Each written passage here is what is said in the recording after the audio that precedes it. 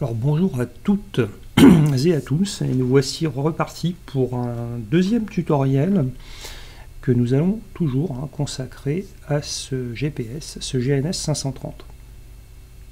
Alors dans une première vidéo d'environ une demi-heure, je vous avais décrit ici la partie gauche de notre GPS, qui concernait la partie radio, avec les radios de navigation et de communication. Donc on ne va pas revenir sur cette partie-là, qui était assez simple. Et dans cette deuxième vidéo, nous allons découvrir très succinctement la plupart ici des fonctions, des rôles, des boutons, différentes pages et écrans de ce GPS. On va simplement les décrire. Alors, on ne va pas rentrer dans le détail de ces fonctions parce que ça prendrait des heures, et je vous ferai ultérieurement d'autres petites vidéos, voire peut-être des vidéos un peu plus longues, ça dépendra des thèmes que j'aborderai, pour vous illustrer avec des applications pratiques, ce que je vous ai montré ici. Donc on approfondira la plupart des points seront approfondis dans des vidéos que je posterai plus tard et que je ferai plus tard. Donc on va continuer ici avec nos boutons situés en bas. Je vous ai agrandi un peu l'écran du GPS. On peut le redimensionner ici, vous voyez, on peut s'amuser avec. On peut tout à fait le redimensionner. Alors on a ici un bouton qui est très important, le CDI. Alors vous voyez ici ce bouton sur notre Cessna, du coup il est revenu tout petit, c'est pas grave. Notre Cessna ici, vous avez un bouton, ici Nav GPS. Il a la même fonction que celui-ci. C'est exactement la même chose. Il ne faut pas vous étonner, il a exactement la même fonction. Donc vous pouvez utiliser l'un ou l'autre.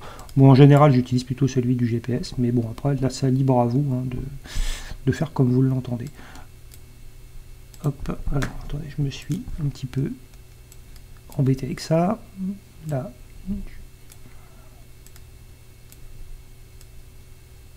C'est un peu plus lisible. Ce bouton CDI, en fait, ici, il permet de sélectionner la source de navigation, en fait, la source d'information. Quand vous êtes ici en mode VLOC, en fait, je vous en ai dit quelques mots dans la première vidéo, vous utilisez pour la navigation une balise qui est située au sol, qui est une balise VOR. Donc pour ce faire, vous devez impérativement régler ici la fréquence d'un VOR, qui est situé à proximité de votre appareil, et vous devez capter. Alors ici, vous voyez, on ne capte pas. Alors, ici, on est réglé sur une fréquence, mais vous voyez que ici, alors ici, cette partie-là, ça correspond à la nav 1, au VLOC 1, ça correspond ici à cet instrument-là. Vous voyez qu'ici, le drapeau nav, il est assuré. Ça veut dire que vous ne captez pas, vous ne recevez pas le signal radio de la balise, le signal qui vous vient du sol. Donc c'est inutilisable. Voilà, si vous voulez voler comme ça, malheureusement. Alors ça vient du fait que nous sommes au sol. Au sol, les ondes radio, elles ont un petit peu de mal à nous parvenir. Il y a des obstacles, il y a du relief, il y a des constructions, etc. Il faut décoller. En général, il faut prendre un peu d'altitude pour pouvoir capter ce signal. Alors, il y a deux choses qui peuvent perturber votre signal, principalement. C'est la distance. Si vous êtes en dehors de la portée de la balise, vous ne la capterez pas. La deuxième chose, ce sont des obstacles. En général, très souvent, le relief, ou éventuellement des constructions qui peuvent troubler le signal. C'est comme quand vous captez une radio. Vous mettez chez vous RTL, si vous êtes dans une région un peu encaissée, vous captez mal, ça grésille, ou vous captez rien du tout. Ou si vous êtes dans des régions de montagne aussi, souvent on ne capte pas grand-chose. C'est le même principe. Donc, quand vous êtes en VLOC ici, vous utilisez une balise au sol. Quand vous êtes ici en mode GPS, vous utilisez un signal satellite. Ça, c'est très important de comprendre. Je vais vous donner un exemple tout bête. Vous décidez, vous faites un plan de vol, vous déterminez un aéroport de destination et vous vous fixez une procédure d'approche sur la piste 17, par exemple. Vous allez sur votre carte et vous regardez qu'est-ce que vous propose sur les cartes du SIA, vous regardez qu'est-ce qu'on vous propose comme procédure d'approche, et vous avez par exemple une procédure RNP, une procédure de précision, hein, donc une procédure GPS, et ben vous allez la voler au GPS, cette procédure. D'accord ? Parce que c'est le GPS qui va vous donner le guidage latéral, le guidage vertical et la notion et la distance par rapport à votre seuil de piste. Donc il sera indispensable ici que vous soyez en mode GPS. Le signal que vous allez utiliser vous vient des satellites. Ça pourrait faire l'objet d'un tutoriel, tiens ça d'ailleurs. D'accord ? Voilà. Maintenant, imaginons que vous disiez, bah moi je sais pas cette procédure RNP, hein, j'ai pas trop envie de la voler, j'ai envie plutôt de voler une procédure ILS aujourd'hui. Alors votre appareil il est équipé, hein, ici, pour faire une procédure ILS. Alors si vous débutez avec une procédure ILS, vous ne savez pas trop ce que c'est assez simple, hein, finalement. Une procédure ILS, c'est une procédure qui utilise une balise radio, une sorte de VOR, hein, si vous voulez, et c'est une approche, ce qu'on appelle une approche de précision. Donc je vous le rappelle encore, hein, une approche de précision, vous avez un guidage latéral, vous avez un guidage vertical, c'est-à-dire un plan de descente, et vous avez également une information de distance. Quand vous avez ces trois informations, guidage latéral, guidage vertical et distance, vous avez ce qu'on appelle une procédure de précision, qui peut être volée soit à l'aide de moyens satellites, c'est-à-dire du GPS, soit à l'aide d'une balise située au sol, et dans ce cas c'est une balise ILS. Et dans ces cas-là, on parle d'approche de précision. S'il manque une de ces trois informations, c'est une approche de non-précision. Ça s'appelle comme ça. C'est un autre type d'approche. Enfin, c'est d'autres types d'approches, hein, il en existe plusieurs types. Si vous décidez donc de faire une approche avec une balise ILS, eh ben, il faudra impérativement ici que vous vous mettiez en mode VLOC, puisque c'est le signal de la balise située au sol que vous allez utiliser, que vous régliez ici la fréquence de votre ILS. Alors en général, hein, on la met en stand-by, hein, et on règle cette fréquence à l'avance, on la met en stand-by, et puis quand on va pour s'aligner, hein, quand on commence à s'approcher, on la bascule, hein, on la met en fréquence active, de manière à capter la balise ILS. Tout simplement parce que la balise ILS, elle est très précise, mais elle a une portée assez courte. Une balise ILS, vous n'allez pas la capter à 100 nautiques de votre aéroport, de votre seuil de piste. C'est une balise qui vous permet un guidage final. C'est quand vous arrivez à l'approche. Donc c'est sur une distance assez courte. Donc ça ne sert à rien de chercher à capter une balise ILS si vous êtes à 80 nautiques de votre aéroport. Normalement, ça ne fonctionnera pas. Voilà. Si par exemple, vous avez un plan de vol, ici, imaginons qu'on prenne ce plan de vol là. Pouf, voilà. Oh, c'est un plan de vol, hein, qui est un petit peu compliqué, mais bon, c'est un plan de vol. Hein. Vous avez ce plan de vol, vous désirez de l'exécuter ici à l'aide du GPS. Donc vous allez vous mettre ici en mode GPS, et puis ici, hein, vous allez vous mettre en mode nav comme ça, hein, GPSS, et là vous allez suivre votre plan de vol point à point. Vous allez les suivre comme ça. Très bien. Imaginons que, à présent, vous ayez sélectionné une balise ILS, hein, enfin une procédure ILS pour vous poser, comme procédure d'approche. Eh bien, quand vous allez approcher de votre aérodrome et que vous allez commencer à vous dire, bon là, il va falloir que je prépare ma procédure d'approche, il faudra ici, hein, que vous basculiez en VLOC. Sinon, vous ne capterez pas la balise. Il faut bien ici penser à repasser en VLOC pour capter la balise qui est au sol et utiliser le signal à radio. Alors, donc cette petite histoire de VLOC GPS, hein, c'est assez important. Alors, il faut vraiment que ça soit clair, parce que ça peut, hein, si vous ne pensez pas ici à basculer, à faire cette bascule au dernier moment, hein, avant d'entamer votre approche, avant d'activer votre procédure d'approche, bah, vous risquez de rater votre approche, hein, ça va clocher.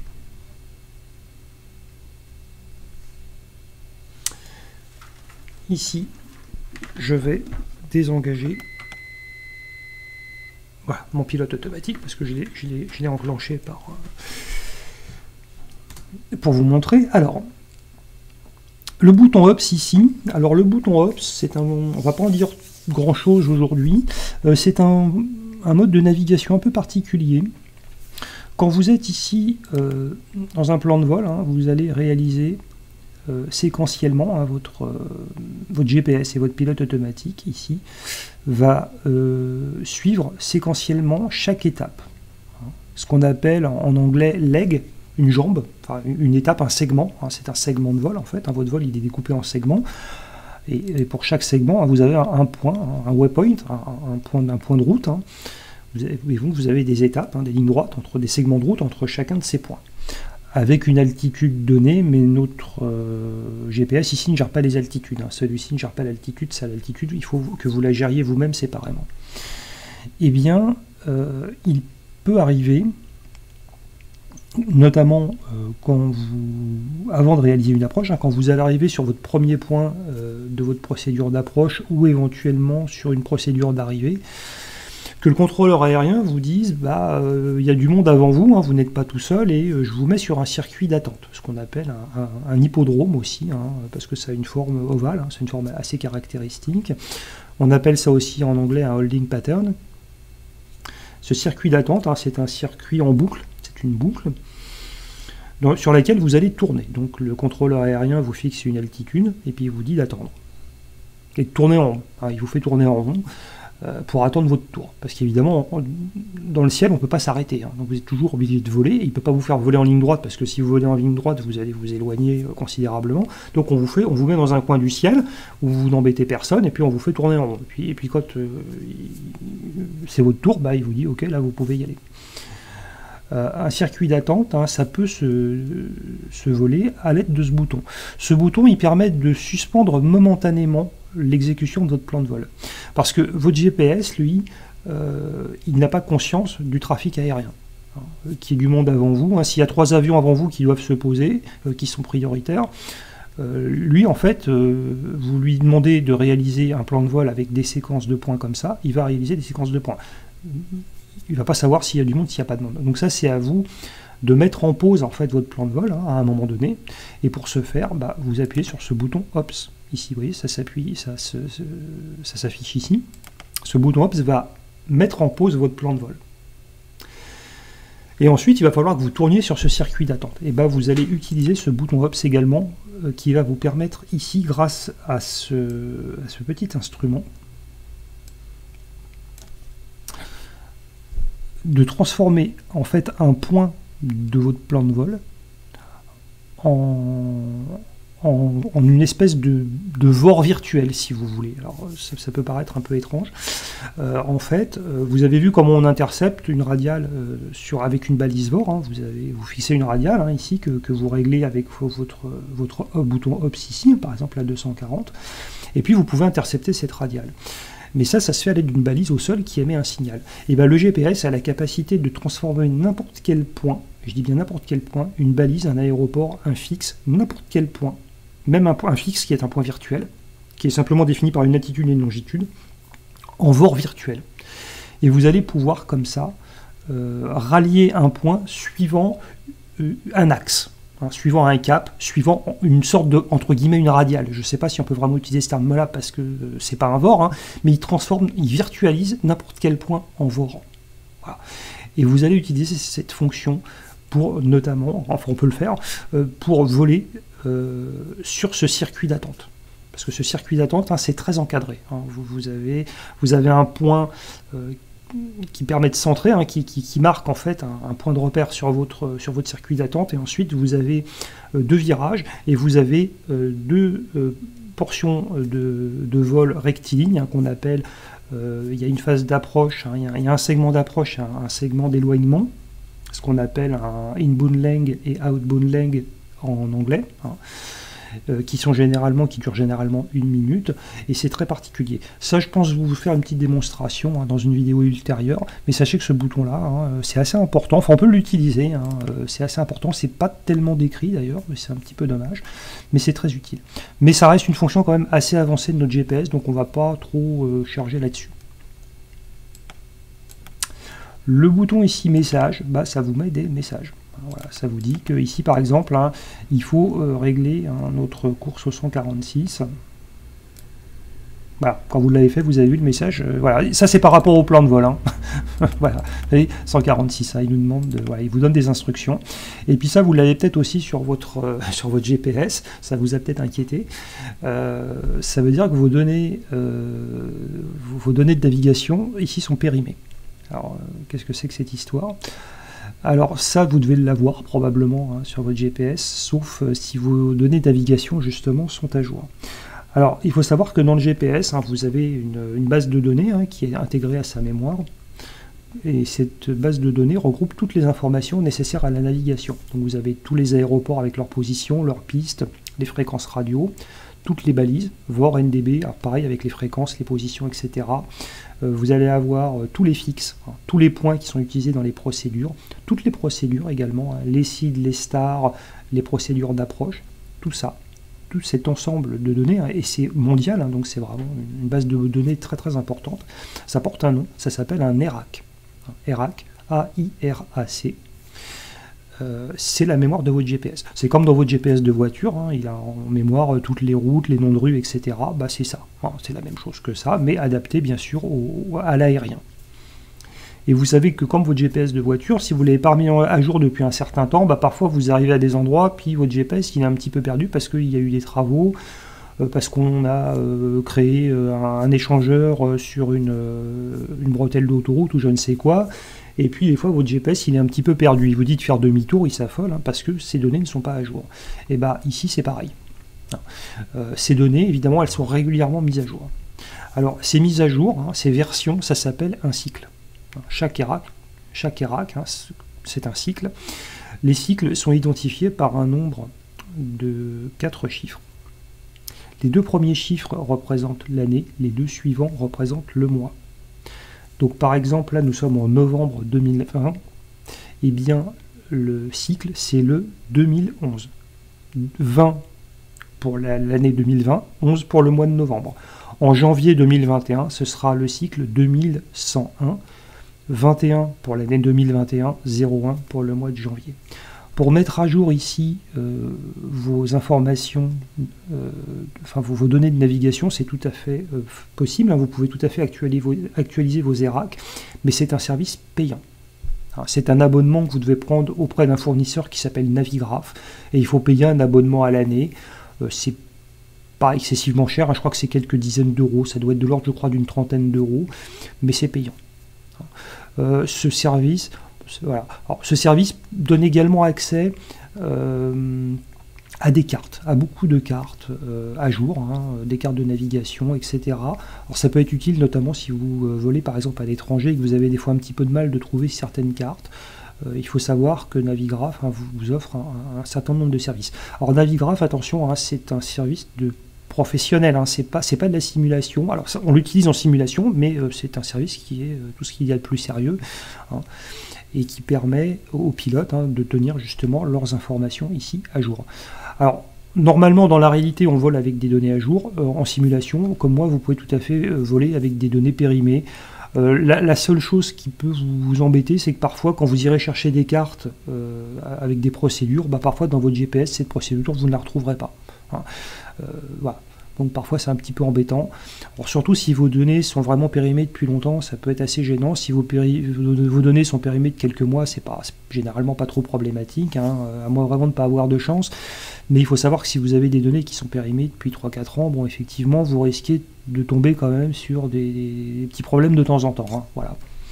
Il faudra donc faire avec. Alors, bon, voilà, donc soit vous payez, soit vous essayez de trouver des cartes qui sont un petit peu plus anciennes. Hein. Parfois, sur le net, on arrive à trouver des cartes un petit peu plus anciennes qui correspondent à des données comme ça périmées.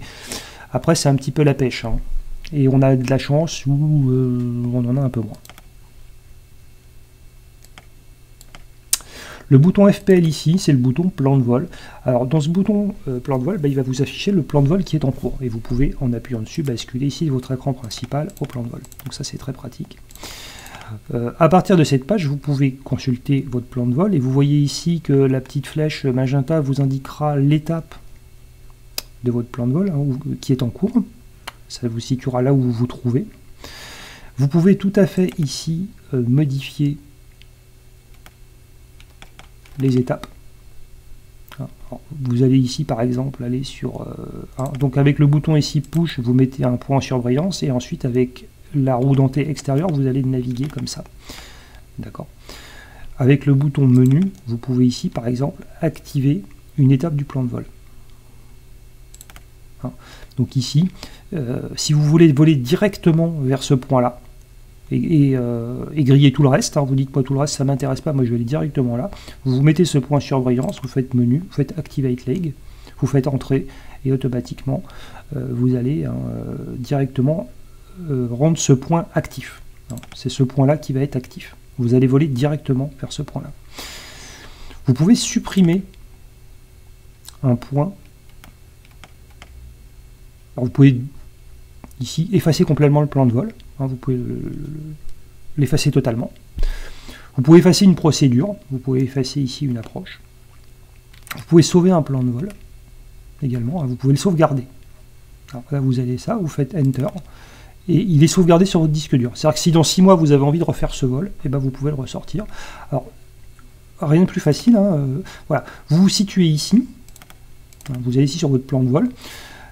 Et vous voyez ici que vous avez 2 pages. Avec le bouton intérieur, vous allez sur la 2e page. Et ici, vous voyez, moi sur mon disque dur, j'ai listé quelques plans de vol comme ça que j'ai sauvegardé. Donc vous pouvez tout à fait ici sélectionner ce plan de vol-là. Vous faites Enter et automatiquement, il va vous le charger. Voilà. Là, on a un plan de vol beaucoup plus simple.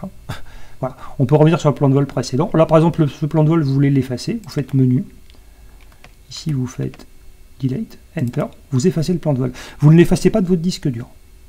Vous l'avez effacé de votre écran. Si vous voulez le récupérer, vous allez là. Pardon, c'est pas là qu'il faut aller. Hop. Vous allez, hop, ici. Et vous allez le retrouver. Enter. Et hop, vous le rechargez. Donc ça c'est très pratique.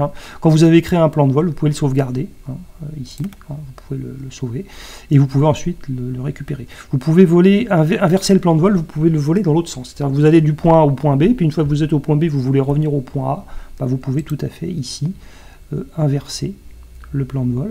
Donc là on était de LFRD à LFOR.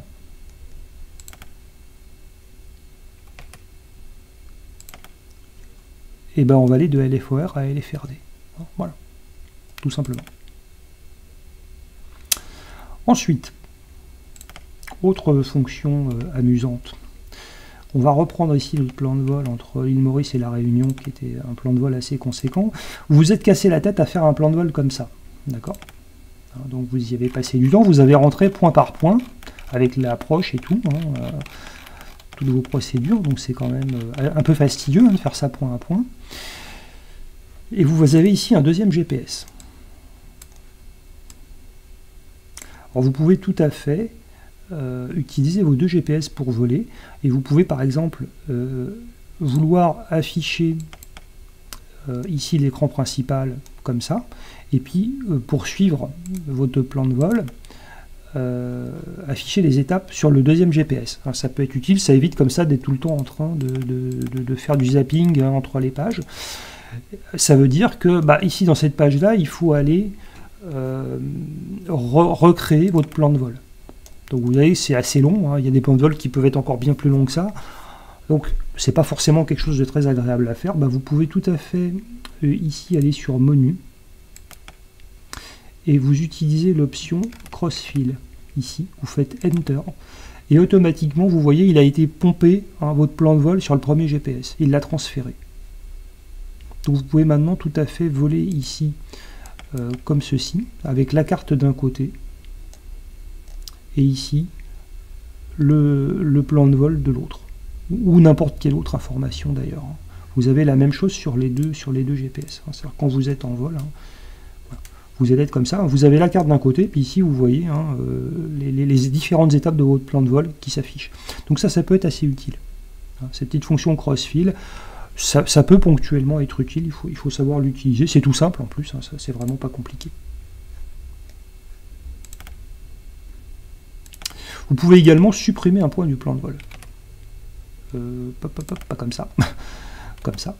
Par exemple, là, vous voulez supprimer ce point-là, vous le sélectionnez comme ça, vous le mettez en surbrillance, vous faites menu, vous faites pas menu, vous faites clear, pardon. Voilà. Remove waypoint. Si vous le faites, il va vous l'effacer.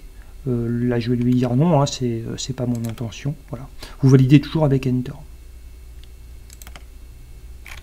Vous pouvez également rajouter des points. Alors, par exemple, on va ici charger un plan de vol un peu plus simple parce que là, ça va pas être très très clair. On va aller, hop, ici, on va se prendre, par exemple, celui-ci, qui est assez simple. Ici, par exemple, ici, vous désirez rentrer un point, et ben voilà, il faut que ça soit en surbrillance, hein, donc pour ça vous devez cliquer. Avec la molette intérieure, vous allez afficher cette fenêtre. Et par exemple, on va rentrer le vor de Rennes, hein, qu'on a déjà vu, je crois, dans la vidéo précédente. Hop. Vous pouvez comme ça rentrer un point. Enter. Accept. Et vous voyez, il vous a inséré ici le vor de Rennes, hein, avec toutes les informations, hein, le cap, la distance, etc. Il vous a rajouté un point. Si maintenant vous vous dites, oulala, moi j'ai pas envie d'aller à Rennes, hein, qu'est-ce que j'irai faire à Rennes? Vous faites clear et vous enlevez ce point. Voilà. C'est assez simple, hein, c'est très simple, hein, c'est très intuitif. Petit détail aussi, peut-être, je vais vous montrer un petit truc qui peut... Je vais essayer comme ça, on va voir, c'était pas préparé. Voilà, on a rentré ici un point qui s'appelle DR, hein, qui est en fait une balise, Delta Romeo, une balise NDB, hein, qui est située du côté de Dinard. Et vous voyez que ce DR, en fait, hein, correspond à d'autres points. Hein. Vous avez également un NDB en Ukraine, vous en avez un en Russie, et vous en avez un au sud des États-Unis.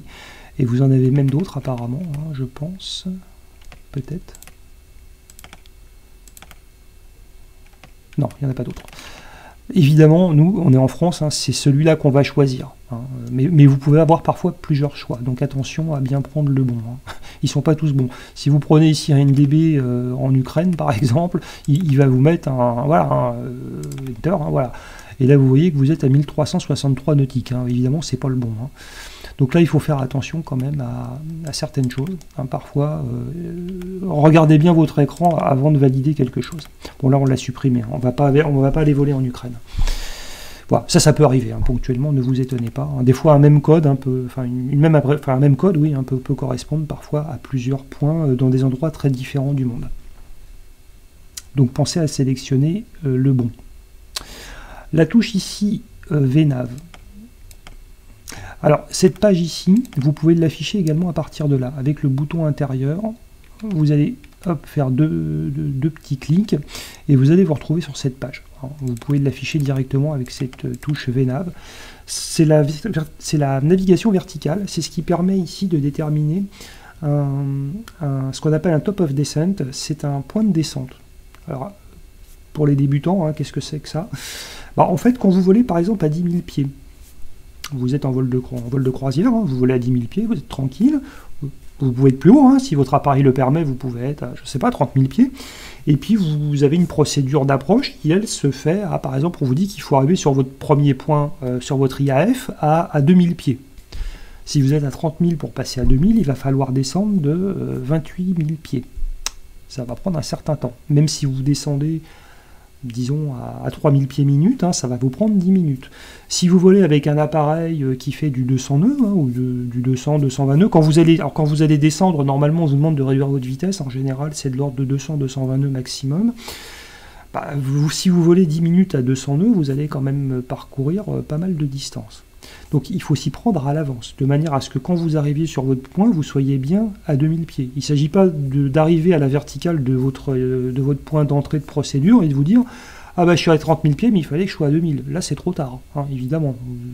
Il faut s'y prendre bien à l'avance. Alors ça se calcule. Hein. Il faut anticiper cette descente. Vous allez entamer une descente. Alors ça va dépendre bien sûr de votre altitude de départ. Ça va dépendre de votre altitude cible, c'est-à-dire votre altitude d'arrivée, hein, l'altitude que vous désirez atteindre en fin de descente. Et ça va dépendre également de la vitesse de votre appareil et de sa capacité à descendre. Hein. Si vous avez un petit Cessna, il n'est pas pressurisé, il va descendre avec une vitesse de l'ordre de 1000 pieds minute. Hein, si vous descendez plus vite, ça va être compliqué, il va pas tenir. Et puis il n'est pas pressurisé, hein, vous allez vous déglinguer les oreilles. Donc vous devez en tenir compte. Si vous avez un appareil qui est beaucoup plus performant, vous pouvez voler, vous pouvez descendre hein, avec un taux de descente beaucoup plus important. Vous pouvez allègrement descendre à 2000-2500 pieds minute, c'est pas un problème. Hein, s'il est pressurisé, les avions en général tiennent tout à fait ce type de taux de descente. Donc vous allez descendre beaucoup plus vite. Alors bon, ça se calcule. Hein. D'accord? Ça se calcule. Mais le GPS vous offre ici une aide assez intéressante qui vous permet ici de calculer ce point de descente, de déterminer ce top of descent. Voilà, donc vous lui rentrez des informations ici. Alors ça, je vous ferai peut-être un petit truc là-dessus, mais c'est une page qui peut être intéressante. Ici, proc, c'est pour procédure. Alors, procédure, vous voyez, par exemple, on a rentré ici un plan de vol assez simple. Notre aérodrome d'arrivée, c'est LFOR. Je crois que c'est Laval, je ne suis plus très sûr. Alors ici, vous voyez, on a juste tracé un plan de vol tout simple, avec un VOR entre les deux, mais on n'a pas du tout programmé d'approche. On peut faire une approche à vue, je ne sais pas.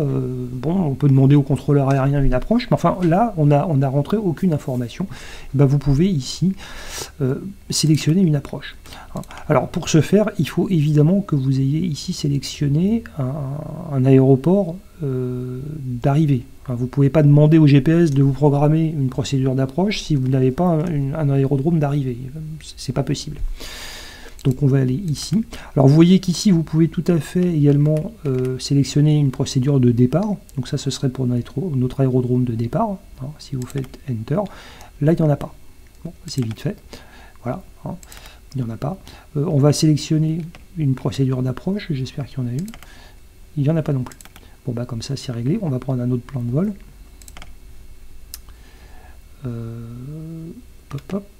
Alors on va prendre ici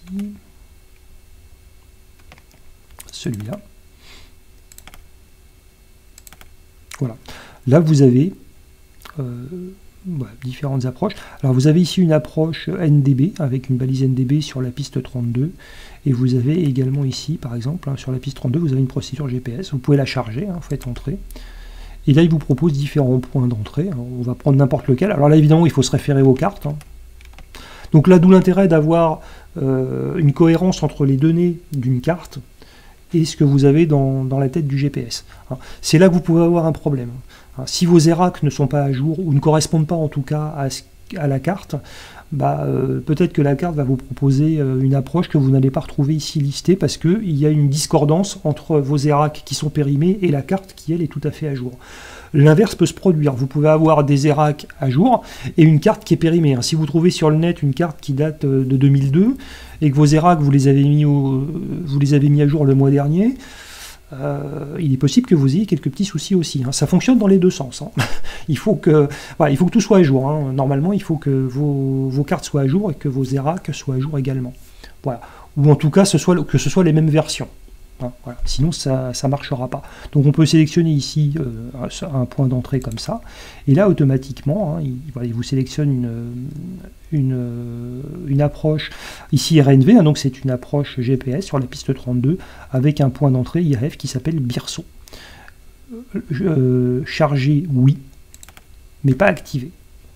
Elle est chargée mais pas activée, et maintenant cette approche elle apparaît, vous voyez ici, voilà, elle est en mémoire. Mais elle n'est pas activée, c'est-à-dire qu'elle est entre parenthèses. Elle est entre parenthèses dans votre plan de vol. Pour l'instant, le GPS, si vous restez comme ça, il n'exécutera pas votre approche.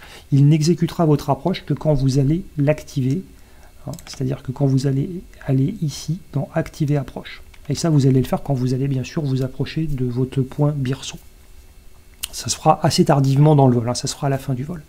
Voilà. Bon, ça peut faire l'objet également d'un tutoriel, donc on ne va pas rentrer trop dans les détails.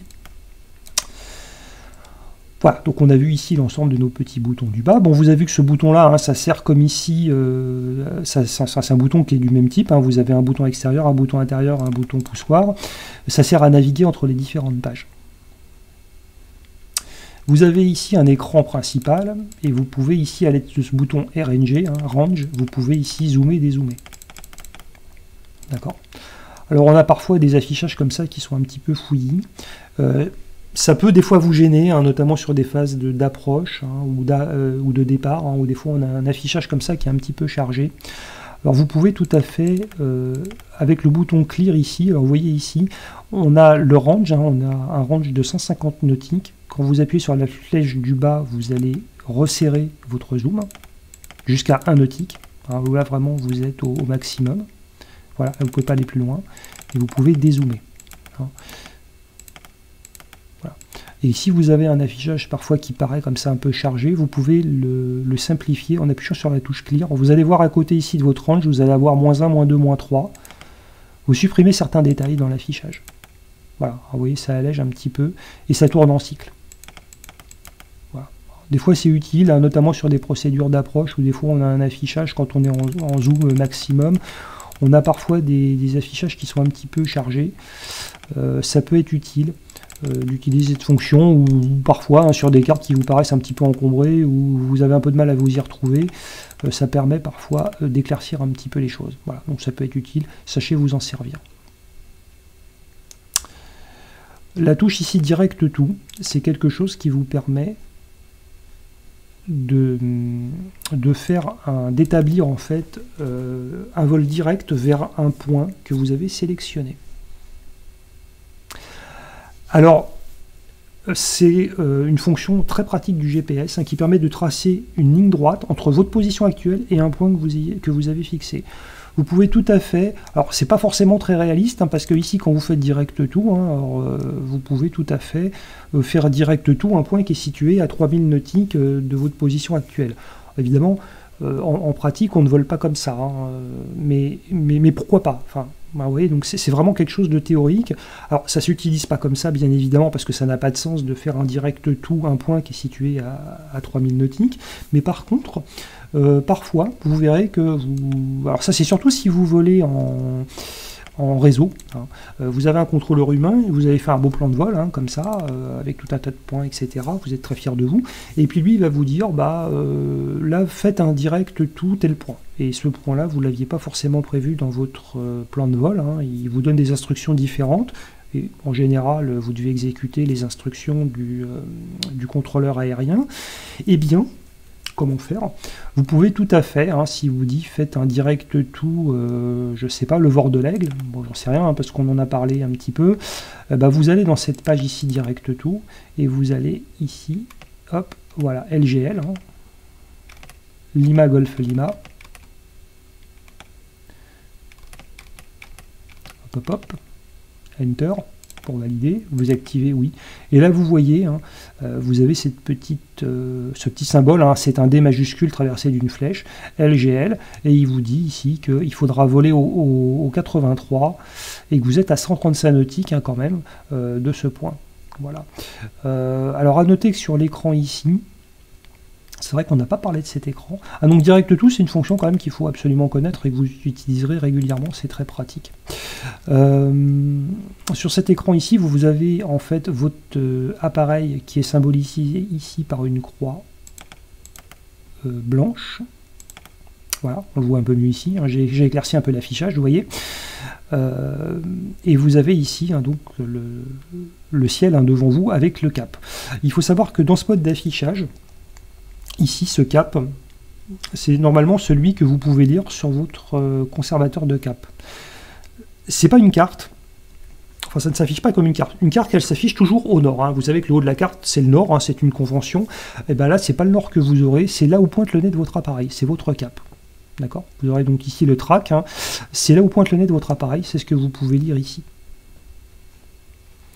Ça, c'est le track, c'est la course désirée, hein, c'est le cap désiré. Ici, bah, c'est en fonction de ce que vous avez rentré dans votre plan de vol. Bon, ici, notre plan de vol, hein, on lui a dit d'aller jusqu'à l'aigle. Donc, il pointe, hein, il vous dit, voilà, il faut tourner au 0,83, donc il faut tourner sur votre gauche.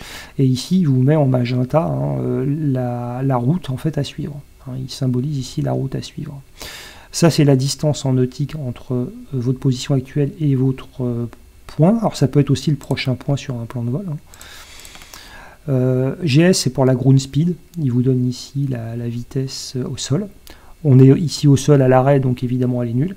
Et ça c'est la durée estimée par rapport à votre vitesse actuelle. Alors ici il n'y a rien qui s'affiche parce qu'on est à l'arrêt, hein, mais sinon vous auriez une durée estimée du vol hein, jusqu'à votre prochain point. Alors ici, si vous êtes dans un plan de vol classique, vous pouvez, hein, par exemple, ici, hop, on va remettre notre plan de vol comme ça. Alors attendez, là je pense qu'il va falloir effacer ça. et puis recharger le plan de vol. Voilà. Hop là, voilà, là on est bien, et on va recharger notre plan de vol. Je ne sais plus lequel on avait mis, mais peu importe. Voilà. Et là donc il vous dit que par rapport à votre point, alors bon ici on a repris ce plan de vol là, donc ici on peut aller dans menu, et on va aller, hop, hop, hop, hop, hop, hop, hop, hop, hop.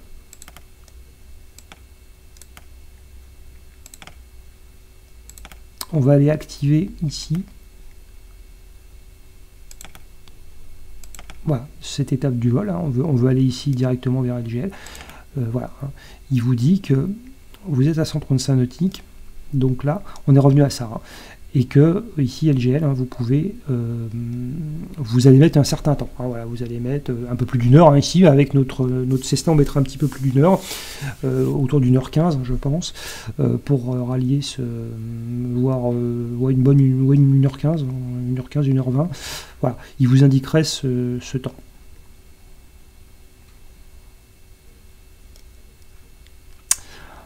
Vous pouvez également faire ici défiler une autre page avec le bouton intérieur.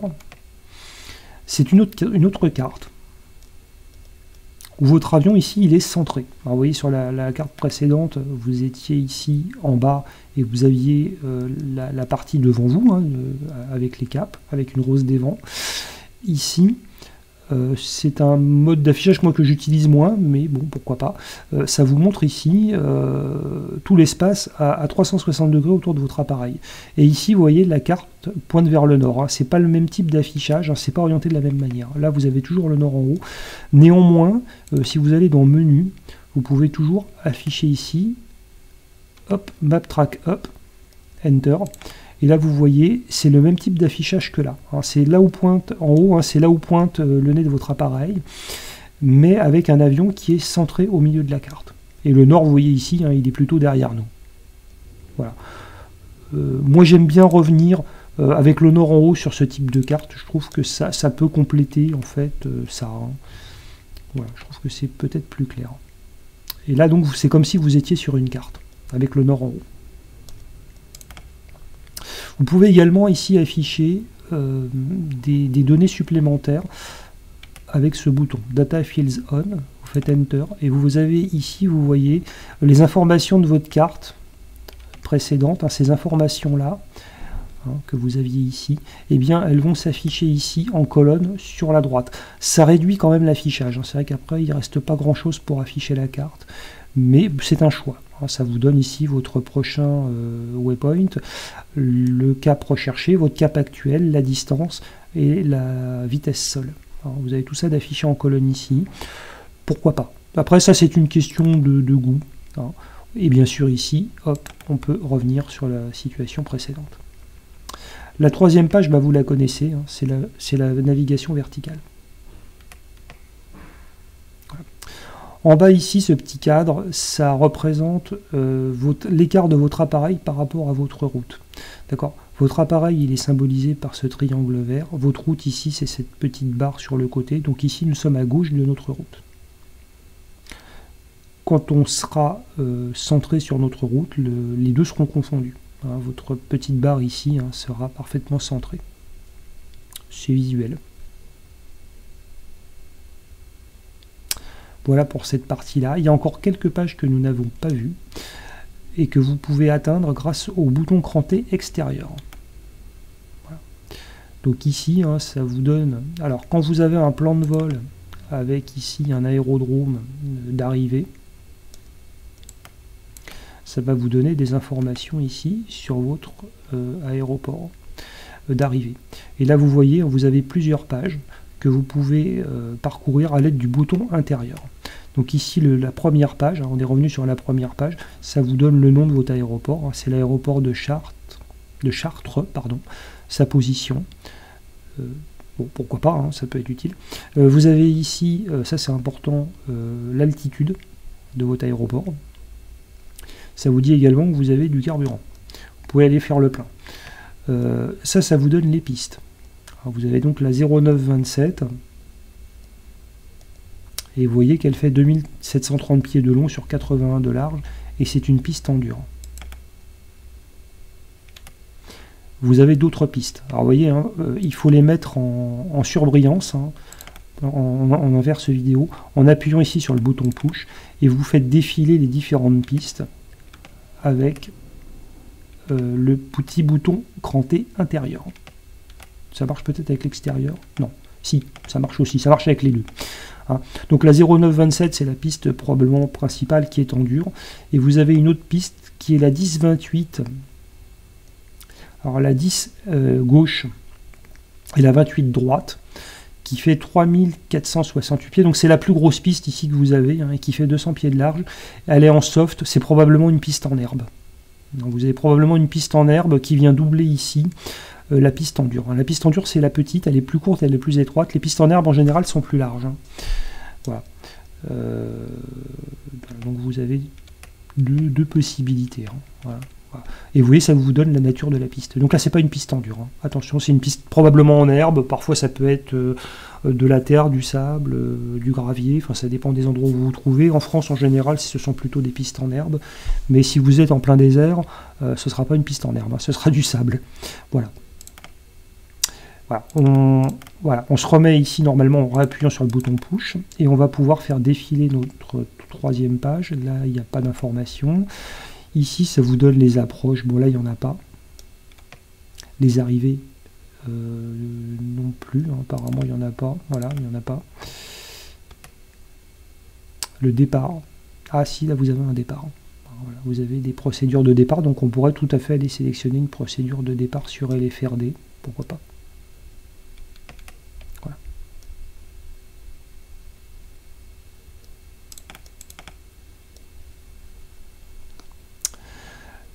On peut également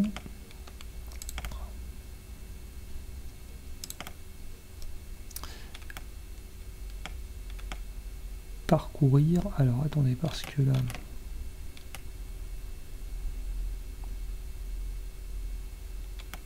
voilà.